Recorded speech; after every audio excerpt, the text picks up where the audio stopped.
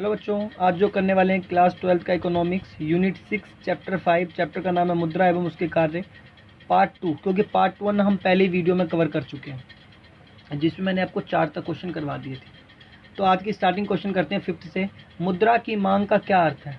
तो आपको लिखना है, संपत्ति की वह राशि जिसे लोग नकदी के रूप में अपने पास रखना चाहते हैं उसे ही मुद्रा की मांग कहते हैं।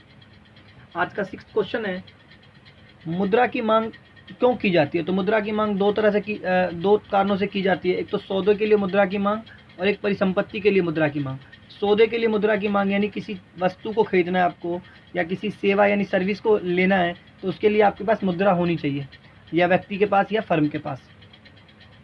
वर्तमान समय में मुद्रा की सहायता से किसी वस्तु और सेवा को खरीदा जाता है, इसलिए व्यक्तियों एवं फर्मों के पास पर्याप्त मात्रा में नगद राशि होनी चाहिए।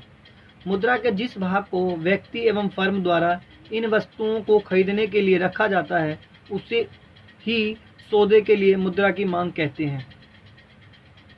इसका सेकंड पॉइंट था परिसंपत्ति के लिए मुद्रा की मांग। तो आपको लिखना है, केवल मुद्रा ही एक ऐसी परिसंपत्ति है जिसे पूर्णतः तरलता विद्यमान होती है। ठीक है, बट यहाँ पे ये है, मुद्रा को अपने पास रखने से एक दोष भी है कि मुद्रा को अपने पास रखने से क्या दोष है कि उससे कोई आय प्राप्त नहीं होती। तो आगे ये लिखना है, इस परिसंपत्ति को अपने पास रखने का एकमात्र दोष यह है कि इससे कोई आय प्राप्त नहीं होती। यदि उसी मुद्रा का यूज हम क्या करने लग जाएं, उसका स्वामी मुद्रा का बॉन्ड्स खरीद लेता है, तो उसके बदले आपको क्या प्राप्त होगा? उसके बदले आपको ब्याज प्राप्त होगा, या उसके बदले आप शेयर खरीद लोगे, तो उससे क्या होगा? आपको प्रॉफिट मिलेगा, यानी लाभ मिलेगा उससे। 7th क्वेश्चन है, आधुनिक अर्थव्यवस्था मुद्रा की विशेषता को समझाइए। तो मुद्रा की विशेषता निम्नलिखित है। पहली विशेषता है सामान्यतः स्वीकृति, यानी मुद्रा को बिना किसी संदेह के स्वीकार किया जाता है। यह मुद्रा की सबसे महत्वपूर्ण विशेषता है। सामान्यतः स्वीकृति से अभिप्राय यह है कि मुद्रा को प्रत्येक व्यक्ति द्वारा बिना किसी संदेह के से स्वीकार कर लेते हैं, यानी कोई संदेह नहीं करता, लोग आराम से स्वीकार कर लेते हैं, क्योंकि उस देश के सेंट्रल बैंक द्वारा इसको मान्यता प्राप्त होती है।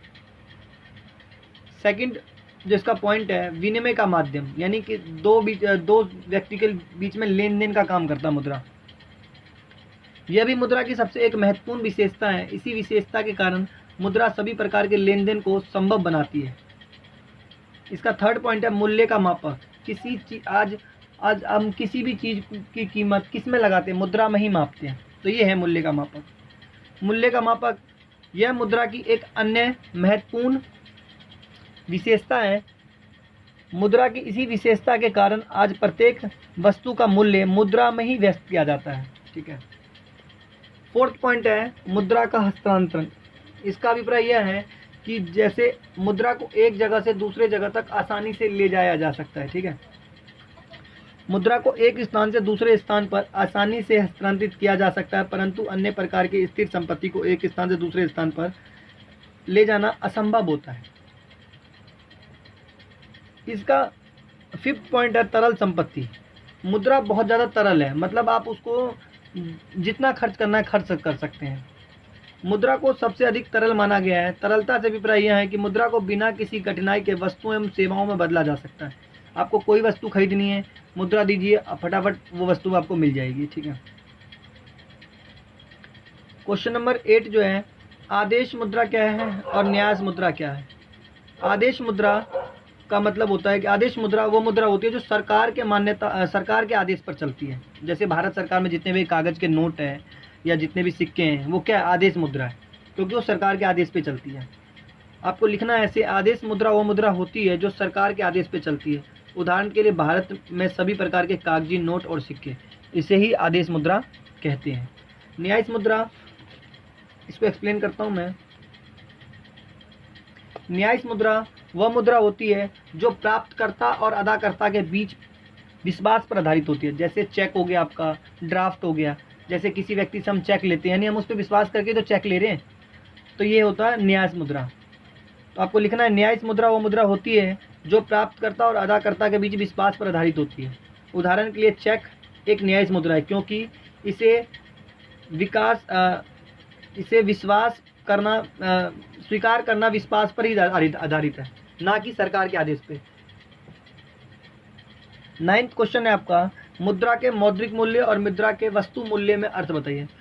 तो मुद्रा का मौद्रिक मूल्य क्या है, यानी जिस भी मुद्रा पर जो चीज अंकित है वो उसका हो गया मौद्रिक मूल्य। जैसे 100 रुपये पे 100 रुपये अंकित है तो वो हो गया मौद्रिक मूल्य। इसे अभिप्राय किसी कागजी नोट और सिक्के पर अंकित मूल्य से है। जैसे 100 रुपये के नोट का मौद्रिक मूल्य क्या होगा, तो आपका स्पष्ट होगा, क्योंकि 100 रुपये लिखा हुआ तो उसका मौद्रिक मूल्य 100 रुपये होगा, क्योंकि इस नोट के द्वारा 100 रुपये तक की वस्तु को खरीदी जा सकती है। मुद्रा का वस्तु मूल्य क्या है, यानी वो जो मुद्रा बनी हुई है 100 का नोट, उसका वस्तु मूल्य कितना है। उसका वस्तु में 50 पैसे होगा, 1 रुपये होगा, यानी जिस चीज़ की, जिस धातु की बनी हुई है वो, उसका वस्तु मूल्य क्या है, उसी को कहते हैं मुद्रा का वस्तु मूल्य। यानी जो मुद्रा पे मुद्रा जिस चीज़ की बनी है उसका मूल्य कितना है।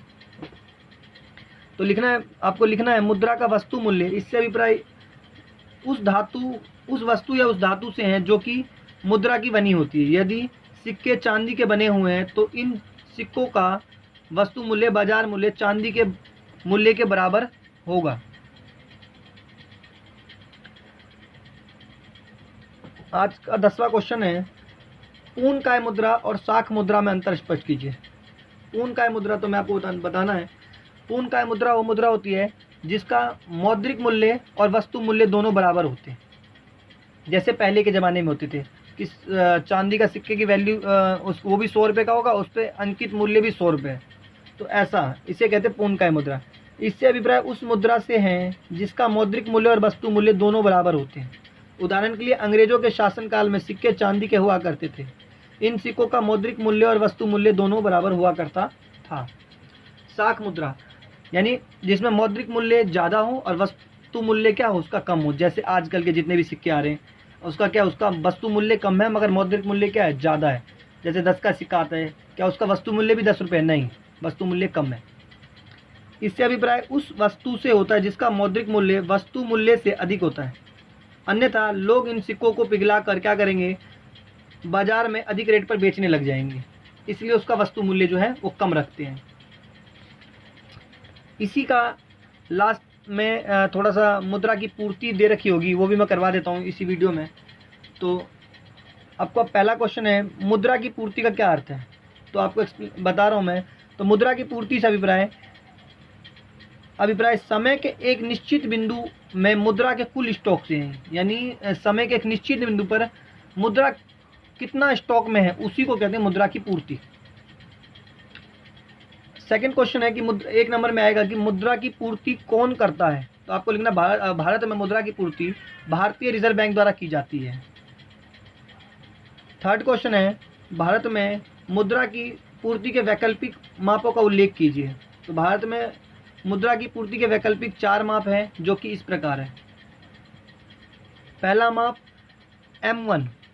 M1 को कहते हैं C, निकालते कैसे हैं, C plus DD plus OD।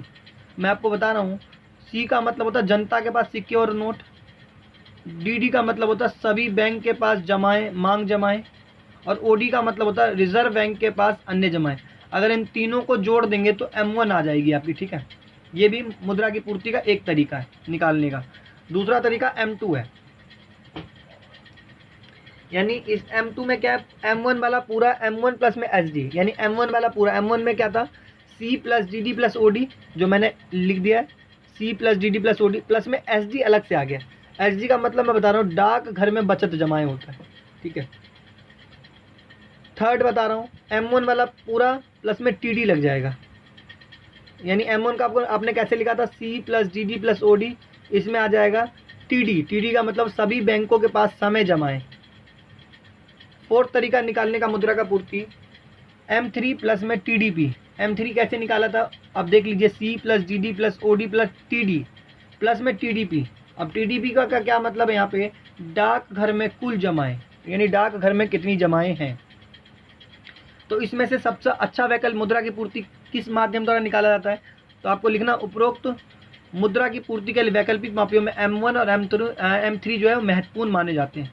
ये आपका लगभग पूरा चैप्टर कंप्लीट कर दिया मैंने, जिसमें से आपको 1-1 नंबर वाले क्वेश्चन आसानी से कर पाएंगे, ठीक है। तो अगर आपको वीडियो अच्छी लगी तो आप शेयर कर सकते हैं अपने फ्रेंड के साथ और लाइक का बटन दबा सकते हैं, ठीक है। Thank you.